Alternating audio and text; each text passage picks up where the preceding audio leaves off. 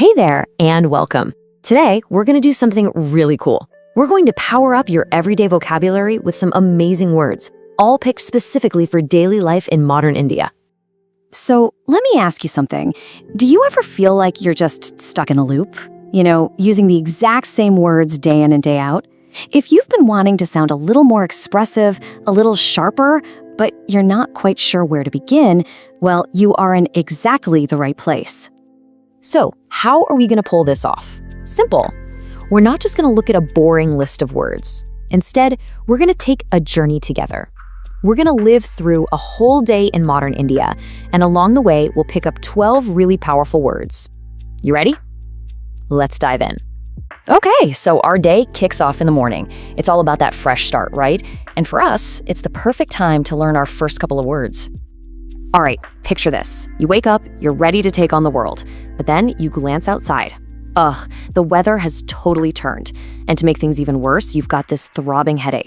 There's one single word that perfectly describes both of these annoying situations. Nasty. Nasty is such an awesome, versatile word. You can literally use it for anything that's just, unpleasant. It can cover everything from bad weather to a dirty street or even a mean comment someone makes. Just think about how flexible this word really is. You could have a nasty smell coming from somewhere. You could get a nasty email from your boss. We've all been there. There's that nasty headache we just talked about, or even a nasty accident because of the potholes on the road. See? It's an incredibly useful word to have in your back pocket. All right, so how do we tackle that nasty headache? Well, a good, healthy breakfast is a great place to start. And that, my friends, brings us to our next word. And that breakfast is porridge. Now hold on, this isn't just about oats you see in ads. In India, this word is the perfect way to talk about dalia, which is a staple in so many homes. It's that warm, comforting bowl of goodness that's just what you need on a rough morning. So breakfast is done, and now we're heading into the daytime. This is the hustle, right? It's all about dealing with people, facing challenges, and navigating the city. This part of the day, for sure, needs its own set of words. Here are 3 words you will absolutely use. First up, cunning. Perfect for describing that clever but, let's be honest, dishonest auto driver who takes you on the scenic route. Then there's inconvenience, that feeling of total annoyance when the bank server is down again. And finally, courtesy, which is just simple good manners like offering your seat to an elderly person on the bus. 3 essential words for the daily grind. Okay, let's hit the pause button for a second for a quick pro tip. There's a really common vocabulary mistake out there that's super easy to make. But guess what?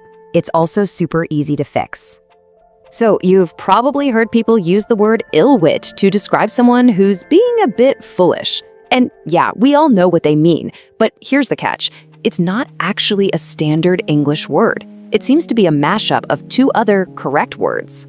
So instead of saying ill-wit, the words you're probably looking for are nitwit or dimwit. They both mean a silly or foolish person. For example, you could say, only a nitwit would drive without a helmet. It's a small tweak, but it makes your English sound much more precise. And just like that, the workday is over. It's finally evening, time for some good food, some friends, and great conversation. So let's grab a few words that'll help us unwind and socialize. Now, this is a really useful one. Enthusiastic describes a state of being, like an enthusiastic crowd at a cricket match. Eagerly, on the other hand, describes an action. It's how you do something. For example, we eagerly waited for the biryani. See the difference? One is a feeling, the other is an action. All right, let's talk about a super common situation. Someone says thank you to you. Now, you could just say welcome or no problem, but honestly, there's a much warmer, more polite way to respond. Try this next time. It was my pleasure. This simple phrase just sounds so much better, doesn't it? It shows you were genuinely happy to help them. It's a little touch of class that really makes a big impression. To wrap up our day, let's pull up a chair at the dinner table for our final batch of words. This is a fun little sequence covering eating, conversation, and even a bit of style. Time for a quick fire round. First, lick. I mean, we all do this when the achar is just too tasty to waste, right? Next, an idiom using beak. Don't stick your beak into my business. It's just a really colorful, fun way to say mind your own business. And finally, bon appétit, that classy French phrase for enjoy your meal, perfect for when that sizzling platter arrives at your table. And that brings our day to a close. Wow, we've gone all the way from nasty headaches to cunning drivers and eagerly awaited biryani. So the one question I want to leave you with is this. Which one of these 12 powerful words are you going to use first? Think about it and start elevating your daily conversations today.